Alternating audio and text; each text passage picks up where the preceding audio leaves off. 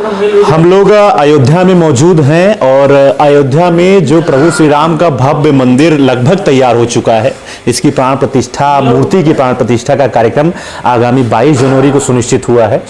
उस जो है मंदिर आंदोलन में और मंदिर को बनवाने में कह सकते हैं, प्रभु श्री राम को पुनः स्थापित कराने में जिनका बड़ा योगदान है, जिनका बड़ा संघर्ष है, वो है कार सेवक।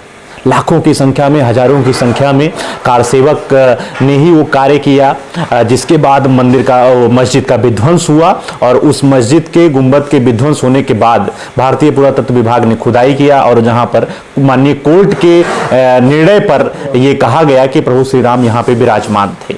उसमें बड़ी भूमिका कार सेवकों की है। तो हमारे साथ उस दौर के कार सेवक जिनकी बहुत युवा अवस्था में थे और यही एक धुन उनको बताई गई कि प्रभु श्री राम के लिए अपना प्राण भी अगर आपको न्यौछावर करना पड़े तो आप तैयार रहिए, जिन्होंने अपने रक्त से उस शपथ पत्र पर जो है अंगूठा लगाया और कहा कि हम श्री राम के लिए और इस कार सेवा के लिए अपने जीवन को बलिदान दे देंगे। उस कार सेवा में रविशंकर जी शामिल रहे और पुलिस के द्वारा इनके ऊपर हमला भी किया गया। इनका जो है कंधा भी उस समय टूटा था और हमारे साथ रविशंकर जी हैं। इन्हीं की जुबानी हम सुनते हैं कि वो 1989-90 का दौर कैसा था, वो 6 दिसंबर 1992 की घटना कैसी थी, कैसे ये लोग उस विवादित ढांचे पर पहुंचे और उसको जो है तोड़ा। अब सबसे पहले तो आपका स्वागत है रविशंकर जी, और हम लोग अपने दर्शकों को भी आभारी मानते हैं, सौभाग्यशाली मानते हैं कि आज आपके माध्यम से अयोध्या की कहानी, अयोध्या के आंदोलन और संघर्ष की कहानी वो सुनने को उनको मौका मिलेगा। जी धन्यवाद आपको। हम लोगों ने बड़ा संघर्ष किया है, हम सभी साथियों ने मिल करके, और मैं तफसील से तो बड़ा देर हो जाएगी जी। बहुत संक्षिप्त में मैं बताता हूँ आपको। सन 90 से शुरू करता हूँ जी जी, 2 नवंबर 1990 से जी जी। हम लोग छोटी छावनी से सारे लोग मिल करके लगभग 3000 लोगों का एक जत्था था जी जी, जो बिल्कुल शांत सहज भाव से हरि कीर्तन करते हुए हम लोग चले आ रहे थे जी जी। दिगंबर अखाड़ा से थोड़ा सा आगे हम लोग पहुंचते हैं जी जी, तो पता चला कि चारों तरफ से पुलिस वालों ने घेर लिया था जी जी। हनुमानगढ़ी चौराहे की तरफ से पुलिस वालों ने घेरा और बगल से एक साइड कनेक्टिंग गली थी वो, वहां से चारों तरफ से पुलिस, और छतों पे जो पुरानी जर्जर बिल्डिंगें थी वहां पे छतों पे तमाम पुलिस वाले अपना कार्बाइन लिए, हथियार लिए, सब मौजूद थे। चूंकि हम लोगों की कोई ऐसी वो नहीं थी कि नहीं कि हाँ हम लोग किसी हिंसात्मक, हम लोग सहज भाव से सांकेतिक रूप जी हाँ जी जी बिल्कुल सांकेतिक रूप से हरि कीर्तन करते हुए, किसी के पास कोई नहीं, सारे लोग निर्दोष थे, किसी के पास कोई हथियार नहीं था, किसी के पास कुछ भी नहीं था।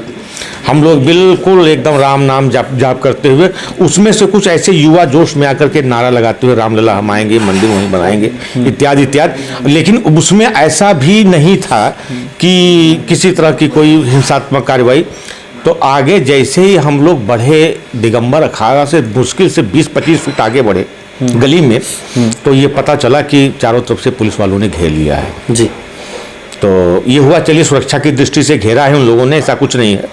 तो हमारे सेनापति थे संतोष दुबे जी, तो उन्होंने कहा कि सारे लोग बैठ जाइए। सब लोग इत्मीनान के साथ बैठ करके वहीं पर राम नाम अपना सब लोग जपने लगे जी हाँ बिल्कुल। तो अचानक जो है वहाँ से वार्निंग होती है कि आगे चल करके कि वो जो है वो मारो सालों को, गोली मारो।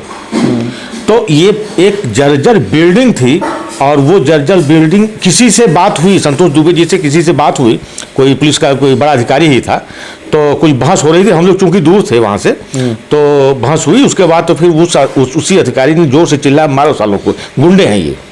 तो वो जो ऊपर छत पर जो है कुछ लोग थे, उन लोगों ने कार्बाइन से गोलियां चलानी शुरू कर दी। और उसके बाद जब वहाँ से फायरिंग खुली, तो जो चौराहे से, हनुमानगढ़ी चौराहे की तरफ से जो दस्ता आया हुआ था, उन लोगों ने, हम लोग चारों तरफ से घिर गए थे तब। तो जान बचाने के लिए कुछ भागे भी, कुछ अपना। अच्छा, उसमें कौन कौन आपके साथ शामिल थे जी हाँ, जिनका आप नाम बताना चाहेंगे? जी जी, जो कार सेवा में शहीद हुए? जी जी, कोठारी बंधु हम लोगों के साथ थे। कोठारी बंधु तो हम लोगों के सामने उनकी हत्या की गई थी, बिल्कुल हम लोगों के सामने आँख के, हम लोग तो प्रत्यक्षदर्शी थे। और राजेंद्र धरकार था बहुत ही अच्छा लड़का था वो। उसको तो गोली मारी गई तो शायद उछल करके या भागने जान बचाने के डर से या जैसे भी हो उसको गोलियां लगीं और वो बगल में कुआं था जी। कुएं में जाकर को गिर गया और मर गया वहाँ पे। और भी तमाम लोग थे। एक जयपुर के अरोड़ा जी थे राजस्थान के, वो भी बड़े हिम्मती बड़े जोशीले थे, उनको भी गोली मारी गई वहीं मेन सड़क पर ही मारी गई थी। और जब कोठारी को जब गोली लगी, दोनों भाइयों को जब गोली लगी, पहले एक भाई को लगी, उसके बाद दूसरे भाई को जब बचाने जब गया वहाँ तो उसको जब गोलियां मारी गई, तो संतोष दुबे जी थोड़ी दूर पर थे, वो वहाँ से दौड़ते हुए आए कि उनको खींच ले जाए, बचा लिया जाए किसी भी तरह से। तो मैं थोड़ा और दूर था, इनसे पीछे था, मैं कई लोगों के पीछे था, लेकिन भगदड़ तो मची ही थी। तो ये भागे, तो जब ये भागे जैसे ही उसके पास पहुंचे, लगभग 1 फीट की दूरी 1.5 फीट की दूरी रही होगी, अचानक इनको गोली लगी, ये भी गिर गए। 4 गोलियां लगी थी और चारों गोलियां इनको जो है ऐसी खतरनाक, लेकिन अब ये है कि हनुमान जी की कुछ ऐसी कृपा इनके ऊपर थी कि ये बेहोश तो हो गए थे। और जब मैंने देखा कि नहीं सेनापति हमारा घायल हो गया, तो मैं दौड़ा वहां इनको बचाने के लिए। पुलिस का बट हमको लगता है गोलियां खत्म हो गई थी, क्योंकि कई राउंड फायरिंग हो चुकी थी।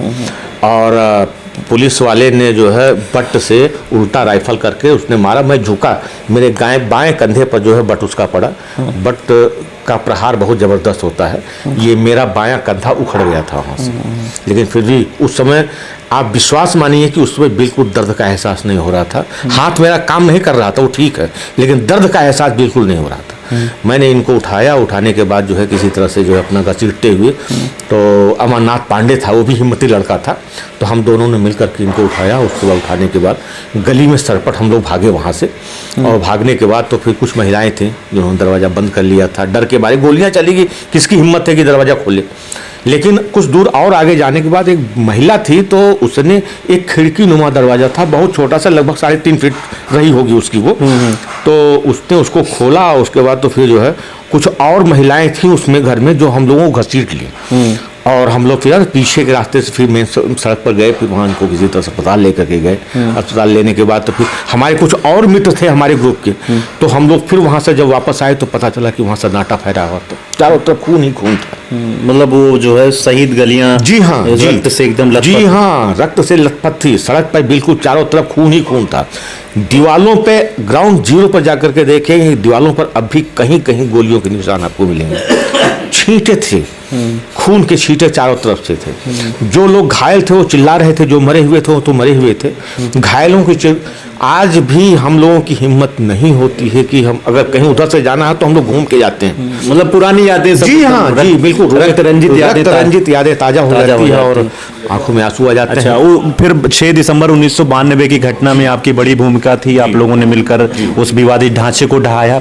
उसके बाद किस तरीके से सरकार का जो है कह सकते हैं मुकदमों का दौर शुरू हुआ, आप लोगों के ऊपर जो है वो तो यातनाएं झेलनी ही पड़ी। उसके बाद भी किस तरीके से जीवन में बहुत सारे परिवर्तन आए। जी परिवर्तन तो आए ही, पूरा युवा अवस्था हम लोगों ने झोंक दिया था इसी में। और ग्रेजुएशन करने के बाद, उस समय ग्रेजुएशन के बाद लड़के जीविकोपार्जन के लिए नौकरियां ढूंढते थे और भी तमाम। आप लोग राम काज जी हाँ, हम लोग तो राम काज में निकल पड़े थे।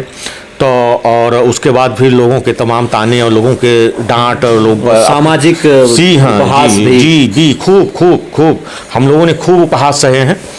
और उसके बाद इन सब के होते हुए जो है आज हमारा मंदिर बन रहा है भगवान राम का, और महल बन रहा है। बस ये सब सारी चीज़ें भुला दी जाती हैं। जो हुआ अच्छे के लिए हुआ और जो हो रहा है वो अच्छे के लिए हो रहा है। अच्छा, तो हमारे साथ रविशंकर पांडे जी थे जो कार सेवा में शामिल थे। कोठारी बंधुओं के किस तरीके से गोली मारी जाती है, आपके ऊपर भी जो है प्रहार किया जाता है, दर्द से अपना कंधा गंवाने के बावजूद भी आप जो है जुटे रहे और लोगों को बचाने में आपने बड़ी भूमिका निभाई।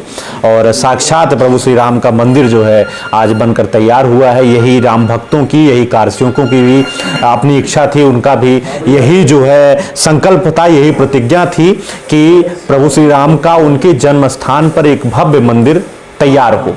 तो आज ग्राउंड जीरो से गांव देहात के लिए आपको हम जानकारी उपलब्ध करा रहे हैं, आगे और भी जानकारियां उपलब्ध कराएंगे। आप बने रहिए हमारे साथ। आपका बहुत बहुत धन्यवाद।